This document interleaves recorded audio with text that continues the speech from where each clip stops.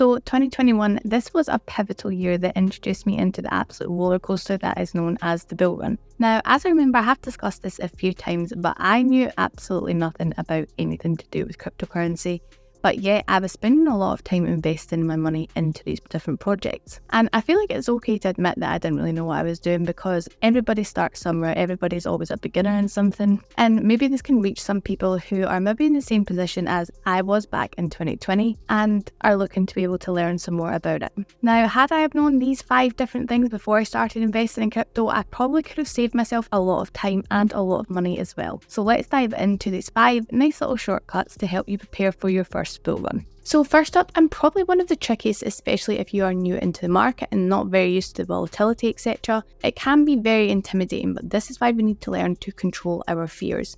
Now, you may see what you think is the reddest day of all time in the charts, but the chances are it will get worse. But each time there is a retracement, especially during a bull market, you're going to have people crying out that the bull market is over and you have to sell everything. But if we look back, so this chart is from between 2020 and 2021, we can see all of the dips that happened before Bitcoin eventually reached its all-time high. So these are all quite significant dips that it took before it then bounced back up, leading to the all-time high where it hit, I think it was around 64,000. But do we need to panic at each one of these dips? No. Did people panic at each one of the dips? Absolutely.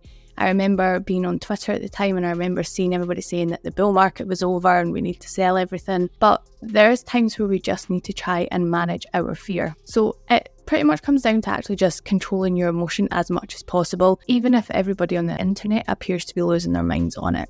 Now, number 2 is maybe a little bit of a controversial one, because a lot of, especially the more seasoned investors, they are really good at finding the 100x's, but personally, I would avoid chasing the 100x coins. Now, are 100x's possible? Of course they are, absolutely, but this is also where you could end up holding on to a coin for too long, hoping to reach the 100x, and before you know it's crashed back down, and you end up feeling a bit defeated and a bit fed up of it, especially if this happens a few times in a row. So if you start focusing on and chasing only 100x's, this is where you really could miss out on the kind of 10x or 20x coins that if you diversify over a few of them, say you flip a few of them for a 20x, you end up getting just as much, if not more, reward for them. And an important thing to remember is that no coin is ever guaranteed 100x. No matter how many people may say a specific coin is going to 100x, you will see, especially in the bull market, a lot of kind of crypto investors are like, is this the next 100x coin? 9 times out of 10, it probably isn't going to be 100x. There doesn't seem to be any kind of rhyme or reason to the coins that do 100x. It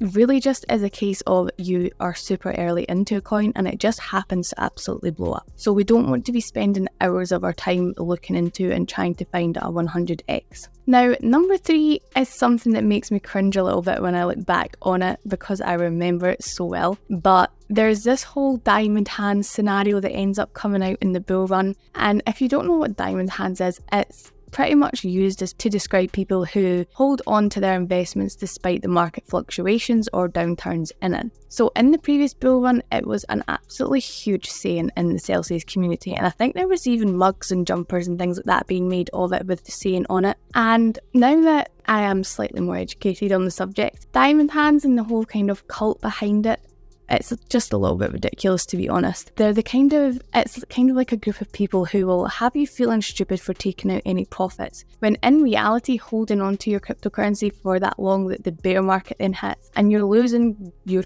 paper profits really is kind of what the stupid thing is. So I diamond handed my way right the way through, and guess what happened? My funds got locked up, and when I looked at it properly from the peak of the bull market to what I eventually got paid out just obviously a couple of days ago, I think I got back, it was about a fifth, maybe 25% from what the all-time high when I should have been selling was. So if I had been taking these profits throughout, I would have had a considerable amount more. So again, the most important thing is sticking to your profit-taking strategy. Now, on to number 4, and this is simply do not get attached to your coins, or some people call it marrying your coins. Now, it does sound a little bit daft, and if you're a beginner, you're going to wonder kind of how on earth can you get attached to coins, but trust me, it can and it will happen. So getting too attached to a project can make it difficult to stay objective with it. So your objective is to obviously make stupid amounts of money, right? How are we going to do this if you are holding on to dear life for some of your coins? So with me and ICP, for example, I obviously absolutely love the project, but that doesn't mean that I'm not going to sell it in the bull market when my investments are up. So even with longer term projects that you know are going to do well in maybe 5 to 10 years, you need to take your profits during the bull market and then reinvest it in the bear market when the lows are back. So one of the worst things that I experienced in crypto was watching my portfolio do 180 from the peak of the bull run, and all of my technical profits crashed back down. So obviously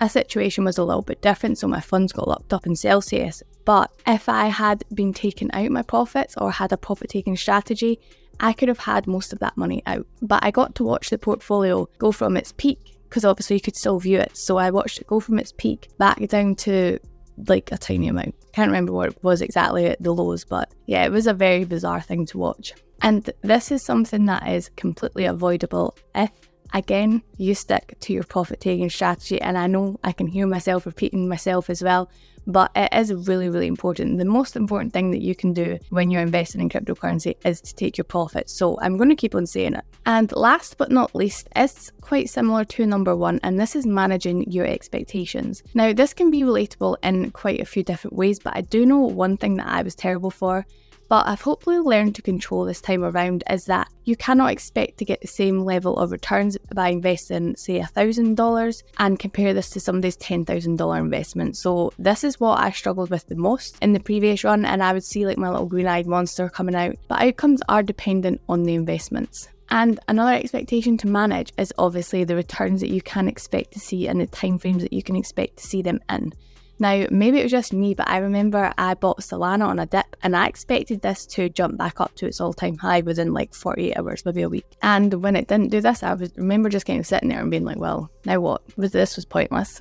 So whilst the markets are volatile, it doesn't mean that you're going to see instant profit unless you're doing like the likes of trading stuff. Obviously, that's a little bit different.